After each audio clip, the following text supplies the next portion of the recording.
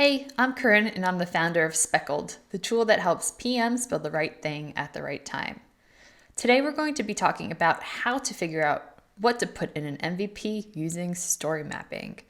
We're going to talk about why MVPs are a delicate balance, how story mapping can help you figure out what the whole viable part of your MVP is, as well as how to organize and prioritize user tasks in a way that will get your MVP out the door both quickly and completely. So, what makes it into an MVP? The question you need to ask yourself is, what are the key steps that a user needs to take to move from point A to point B? And you need to build that stuff. Now, if you answer this question and you land up building too much stuff, that's no good because the whole point is to get it out as fast as you can. On the other hand, building too little is not going to help you get your users to their goal. So you need to find the balance of building something that is going to help both your users accomplish their tasks and help you accomplish your task of getting it out there quick so you can iterate on it. Now, one way to figure out what goes into an MVP is through story mapping. A story map is an opportunity to understand every step that a user needs to go through to reach their goal. Typically, it's a very visual and collaborative process that ends up with sticky notes everywhere and a clear idea of what it's going to take to move your users towards their goal. Now, if you're not familiar with story mapping, I'm going to cover just the very basics. I definitely recommend a quick Google image search to see what a completed user story map looks like if you've never seen one before. In the meantime, I'll try to paint a picture for you.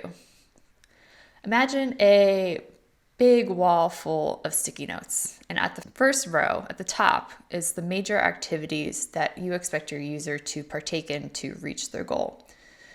Let's say you're building an e-commerce site. This may be things like viewing products, managing a cart, and checking out. Now, under each of these stickies, the activity is broken down into smaller tasks. Let's take the managing a cart thing, for example. Under that, you may have viewing your cart or editing your cart. And then underneath those are going to be all the basic functionalities that a user needs to complete that task. For example, for this, it may be things like deleting items, modifying quantities, showing a thumbnail of what's in their cart, etc. Okay, so that's a user story map. You have all of your top level activities, you have them broken down into smaller segments, and then you have the functionality that the user needs to make those activities happen. Now it's time to figure out which of these lower level functional items you actually need to build into your MVP. Now, I gotta say, this is a heck of a lot more intuitive when you actually see all of your post-it notes laid out in front of you. It actually happens that, things fall into place quite nicely when you can see everything in front of you. So in person is definitely a lot easier. So in the meantime, I'm going to try to ask a few questions that may help you prioritize that lower functionality list of things. All right, so what in the list, if release, is going to make everything else easier?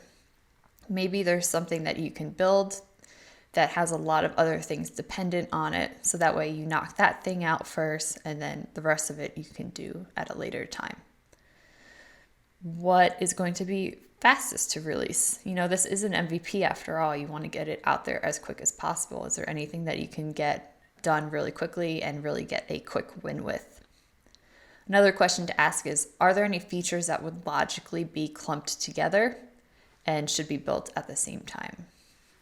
Now, another note when you're looking through this list and trying to prioritize things, are there any alternatives to any of these functionalities? Let's say you have cancel an order on your list of things that you're going to need to build. Is that something that you can do manually? Maybe you can have a user email in and say, hey, here's my order number, I need to cancel. And that could work. That may not be something that needs to go in the MVP. Or maybe there are things that you can use Zapier for, or maybe there are things that you can do with no-code tools. That way you can alleviate some of the burden on your engineering team and still work on getting that MVP out the door super quick. So being able to visualize your user story is a great way to figure out what's going to be needed in your MVP. We talked about the delicate balance of MVPs, how story mapping can help with this, and how to organize and prioritize user tasks from your story map to help you get your product out the door in a way that is both complete and quick. If you like this content, be sure to subscribe to our newsletter at getspeckled.com/blog. Drop your email there. Every Sunday, we send out the top 3 stories of the week for PMs at small software companies. And in the meantime, happy story mapping.